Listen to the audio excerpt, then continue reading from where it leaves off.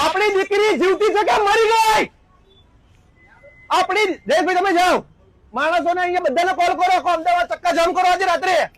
આપણી આ આદિવાસી સમાજની દીકરી ની ઉપર બળાત્કાર થયો, તેને મારી નાખી, તેને ટુકડા કરીને કઈ ફેંકી દીધી, કઈ હતો પતો નથી. આ પીઆઈ શરમ કરવાની જગ્યાએ લાજવાની જગ્યાએ ગાજવાનું કામ કર્યું. હું કલ્પેશ પરમાર, જનતા સેના અધ્યક્ષ, આ બેન ની જોડે અહીંયા ધરણા પર બેસું છું.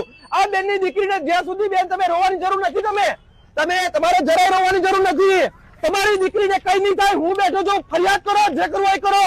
ગુજરાતના તમામ આગેવાનોને કહેવા માંગુ છું, આજે હું મરી જાઉં તો મને મંજૂર છે. આ પીઆઈ જે નાટક છે, જે તાઇફા કર્યા, સામાજિક આગેવાનોને કહે છે કે તમાશો કરે છે, તેમને કહું છું હું અહીંયા બેઠો છું. કરો, જે ફરિયાદ કરવી હોય. તમારે બેન રડવાની જરૂર નથી.